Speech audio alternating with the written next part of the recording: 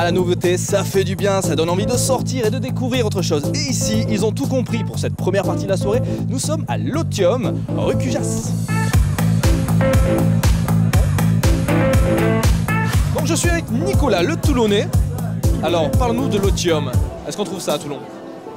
Non, malheureusement, il n'y a pas de lieu qui mêle à la fois la culture du bon vin, de la bonne tapas et l'aspect culturel. Donc Mathilde, bretonne, puis parisienne, puis à Toulon. Alors, pareil, même question, est-ce qu'on trouve quelque chose comme l'Otium à Toulon?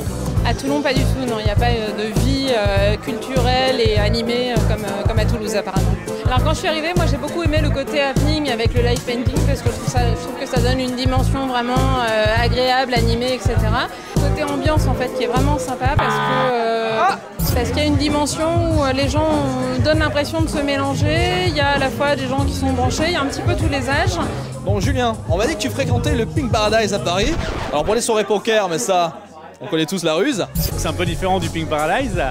Là, c'est plus le mixing entre le côté artistique, live painting, plus culturel, avec le côté tapas du Sud qu'on peut connaître, qui est un mariage assez osé, mais qui a priori fonctionne super bien. Alors Maxime, bon, toulousain, mais qui est venu avec sa parure Chin d'une célèbre marque de lunettes. Très agréable, avec une musique vraiment recherchée, très agréable pour un premier lieu avant la soirée. Parlons-nous de la musique justement. Éclectique, on passe de tout. Tout à l'heure, il y avait du Bob Marley avec un peu de Gorillaz qui passait après, mais vraiment très agréable. Ça change du bar à vin, troisième mi-temps, un peu trop rugby, quoi. Donc c'est plutôt très agréable. Donc on est ouvert depuis le 23 septembre, ça fait 2 mois. On a plutôt des trentenaires ou des quadras qui viennent. J'essaie de faire quelque chose de convivial avec un maximum de personnes qui peuvent venir d'horizons différents. Moi je veux faire quelque chose où les gens se mélangent plutôt.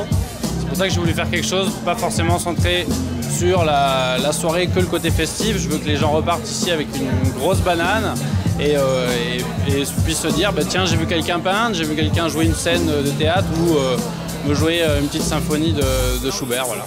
Moi je viens d'univers différents, je suis musicien, j'ai fait du théâtre et je suis un peu infographiste, donc moi l'art me plaît en général et je trouve qu'au final, surtout par les temps qui courent, il n'y a que ça de vrai, donc je pense que c'est quelque chose qui peut réunir et rassembler les gens et je le répète encore, c'est pour rendre encore le lieu plus convivial et rassembleur. Et qu'on peut accompagner son verre de vin avec de la découverte, quoi. Ouais, parce que c'est vrai qu'à la base on est quand même un bar à vin, donc on propose quand même un plat du jour tous les midis, on est un restaurant le midi et le soir on est quelque chose sur plus bar à vin tapas. Donc c'est un très bon début de soirée.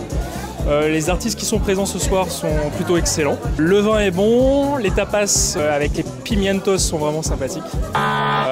Et c'est une ambiance plutôt décontractée, plutôt sympa, c'est agréable. Côté clientèle, c'est une ambiance plutôt trentenaire, personne agréable. Enfin, j'ai envie de dire... Mais j'arrive pas à dire sympa, excusez-moi.